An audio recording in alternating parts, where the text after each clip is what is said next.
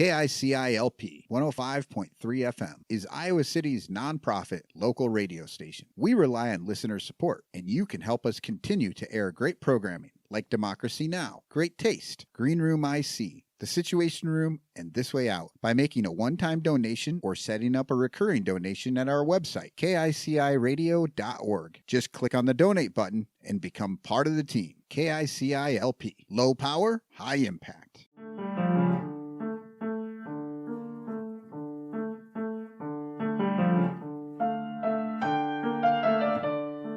Run-of-the-Mill Theater Company paid a visit to the virtual Green Room IC. Beverly Mead interviewed Rich LeMay and James McIntyre about their latest project, The Sound of Waves Crashing on an Island of Broken Glass. This interview was recorded using Zoom on October 21st, 2023.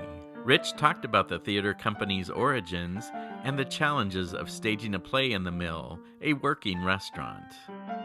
So we were, every show I'd have to go into the back into the kitchen and be, hey guys, we're about to start. Can you just turn the music down? Can you stop smashing the aluminum stuff? And they, I'd been there for long enough where they were like, yeah, okay, man. But then I'd have to buy them shots. And the show is about a young girl named Malibu. She's 13 years old. And since she was about 6 years old, she was kind of ferreted away by her parents to be groomed into a life as a career criminal. Well, nothing is set in stone quite yet. We are in the midst of putting together our call for directors to bring some proposals for any shows that they might want to put on in 2024 and beyond. In addition to that, we're looking to do some more workshops like we've done in the past. So we're going to be putting calls out for local playwrights to submit plays that haven't been put on their feet before, that maybe some new actors in the community can dip their toes into the acting world with script in hand, just to get these plays alive in some way too.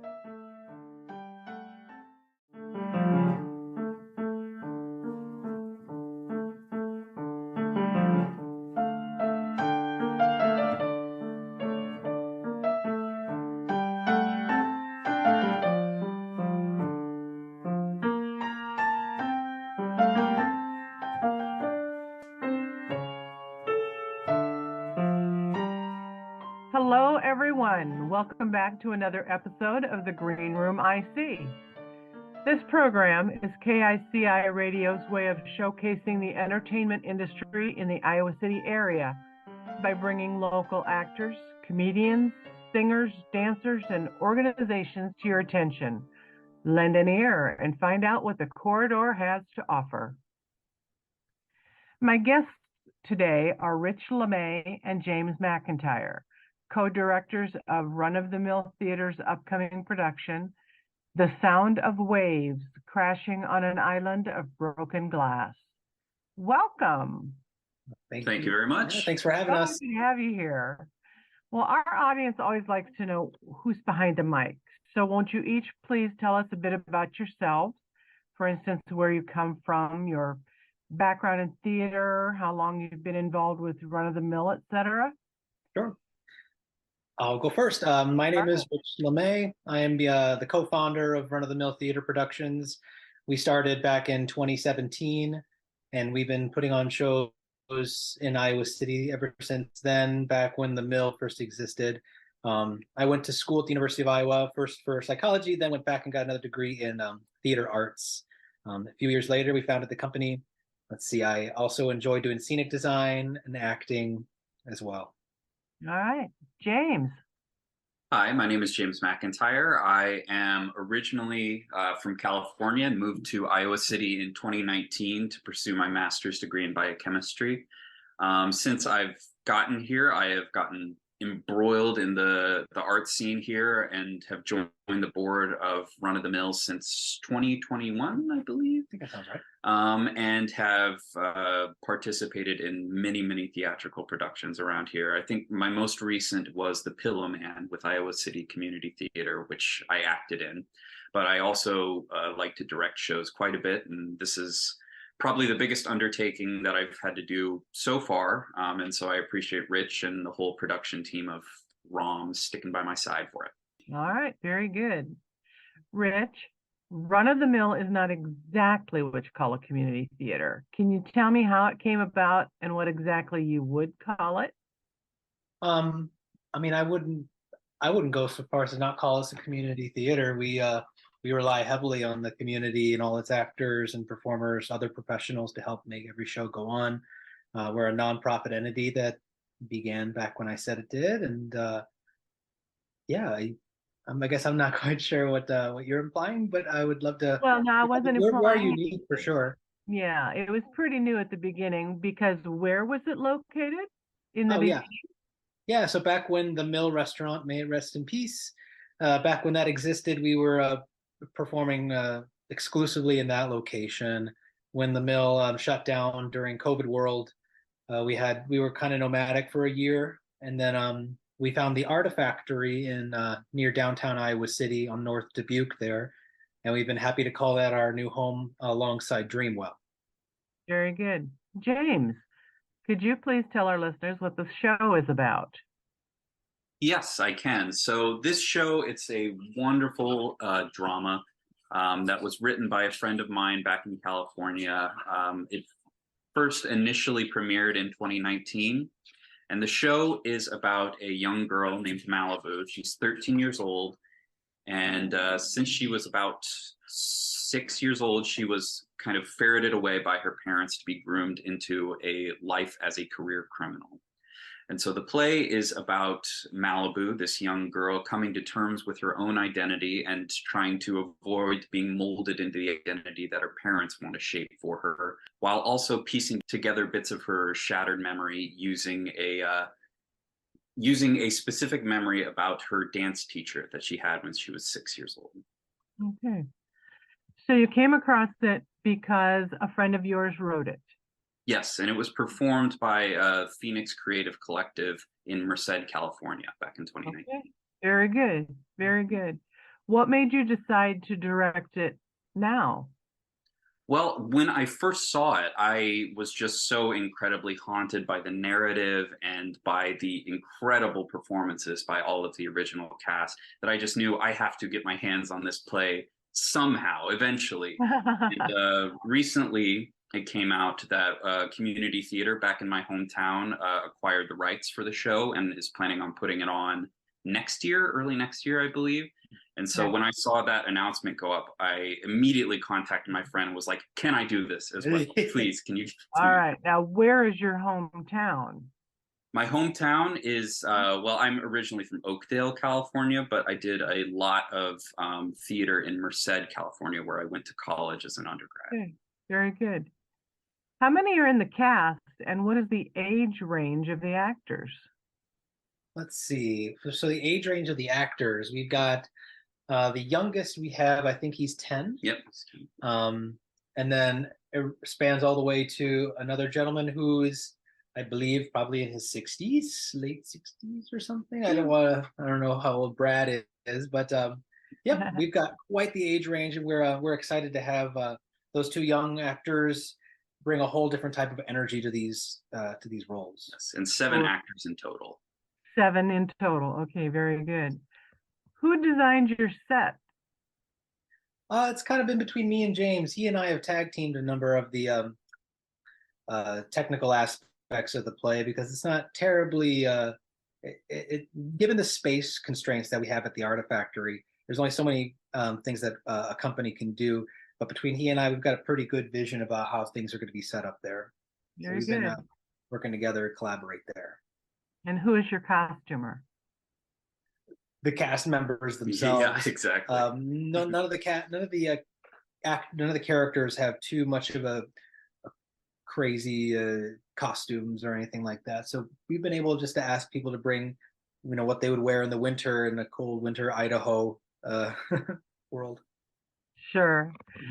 You said it's being performed at the Artifactory. Now, for those of our audience members who don't know where that is, I mean, I looked it up on their website and I couldn't find a street address for it anywhere.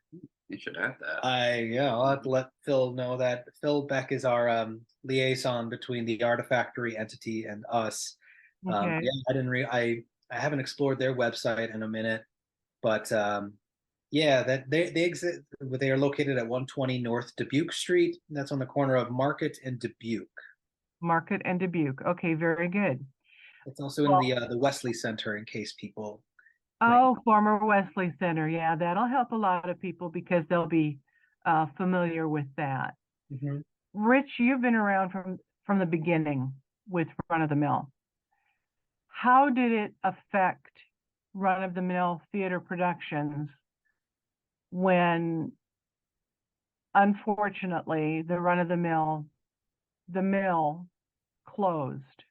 And how has that affected other theater companies and other live musicians and poet reading sessions and Well, yeah, it definitely was a big hit to the entertainment industry here in Iowa City.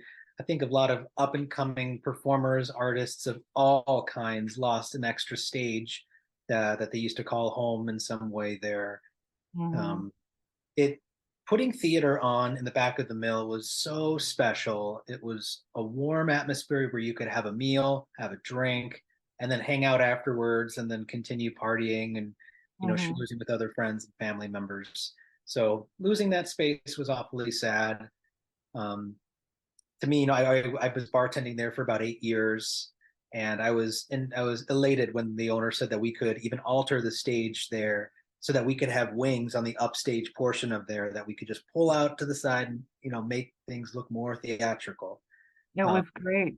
it was cool. It was fun. But, that being said, there were a lot of problems with that space when it came to trying to keep a quiet atmosphere so people weren't clanking the dishes, Mhm. hearing ice crash into cups and stuff like that. So we were every show I'd have to go into the back into the kitchen and be, hey guys, we're about to start. Can you just turn the music down? Can you stop smashing the aluminum stuff? And I'd been there for long enough where they were like, yeah, okay, man. But then I'd have to buy them shots. All right, I have to give them some extra love and stuff. So it was really appreciative. But in the end, you still got a lot of noise happening there. So the Artifactory is a much better space for that in that regard when it comes to the sound quality. Well, very good. Oh yeah, and so you when it comes to other artists and companies in the area, we're happy to be collaborating with Dreamwell, ICCT, City Circle has helped us out, and others. So we're grateful to be sharing that space with Dreamwell because they started there first, and we reached out to them saying like, are we stepping on toes? Can we share the lights? Can we share the sound equipment? And I feel like it's been a really good symbiotic relationship we've developed. Absolutely. Absolutely. I mean, looking back on the years that I've been here and involved in theater myself, it has been such a collaborative process among all of the theater companies. And yes, we keep getting more and more, which is not a bad thing, because that just gives more people more places to go and more shows that they have access to audition for and perform in. I have found that it's been so good to be collaborative. Have you, Run of the Mill, have you found that to be the case also with the other theater companies in Iowa City? Oh yeah, definitely. I would say so. Because I feel that theater companies aren't in direct competition as like two different supermarket chains on the same street or anything like that. Mhm. People who perform in and produce theater are all incredibly passionate about their art and are passionate about seeing that type of art proliferate and find its way into new communities and serve underserved people. And so every opportunity for a new show is an opportunity for people to come together and work on something bigger than just one person. And so Absolutely. I think the theaters around in this area have done a great job of maintaining that ethos. I agree. For people like me specifically, it's also important to know, is this location handicap accessible? Yes, indeed. There is a small elevator that leads from the entryway to the second level. Okay, very good. What are the running dates and curtain times for each performance? So this show will open next Friday. So that is October 27th, I believe. Yep. And the running time, the show starts at 7 p.m. Doors will open at 6:30. Okay. Except on matinees where it'll be 2 p.m. and doors will open at 1:30. Gotcha. How would you rate this production if you had to, with regard to how appropriate it would be for younger viewers, say 13 and under? There's some heavy language in moments. A couple S words are dropped. I don't know that the F-bomb is ever dropped at all. I don't believe so. So I would say 13 and above is perfectly suitable. Yeah. All right. Some heavier moments. This is a dark play, so we would encourage people 13 and over to feel just fine seeing it. Okay. Now, if a parent wanted additional information so they could make an appropriate decision for their specific child, how could they contact you? They're free to email us at romtheateric@gmail.com, or they can find us at one of our online social media platforms on Facebook or Instagram, if that's easier. Okay, very good. All right. How can people get tickets? You can just go to our website, romtheater.org, ROMTHEATRE.org/tickets. We should have a link to acquire tickets there. All right. Sometimes people need to plan on babysitters, dinner reservations, rides to and from the show, so that they may plan accordingly. About how long does this production last? So we're not exactly sure on a hard run time yet, but I would assume at least 2 hours. Would that be including an intermission? Yes. Okay, so right about 2 hours. Okay, very good. All right, again, the sound of waves crashing on an island of broken glass. I love that title. Me too. Yeah. I'm just trying to think how that all fits in. The sound of waves crashing on an island of broken glass is being presented by Run-of-the-Mill Theater Productions on Fridays and Saturdays, October 27th and 28th, and November 3rd and 4th at 7 o'clock p.m., and Sundays, October 29th and November 5th at 2 o'clock p.m. at the Artifactory. Well, Rich and James, we've done a lot of talking about the sound of waves. What does Run-of-the-Mill Productions have coming up in the future?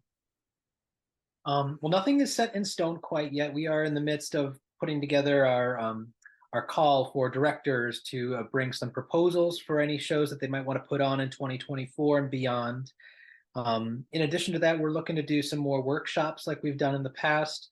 So we're going to be putting calls out for local playwrights to submit plays that haven't been put on their feet before, that maybe some new actors in the community can dip their toes into the acting world with script in hand, just to get these plays alive in some way too. Yeah. All right, very good. Well, it's time to close the curtain on this interview. Thank you again for being here today, Rich and James. I've really enjoyed our time together, and I hope we can do another interview with you guys again soon. We look forward to it, Bev. Thank you very much for having us. Hey, always feel free to reach out if I haven't reached out to you first. Much appreciated. Thank you both so much. If you and our audience know of anybody or any organization you would like to have showcased on the Green Room IC, please contact us. Our email address is greenroomIC@KICIRadio.org, or you can contact me directly at bev@KICIRadio.org.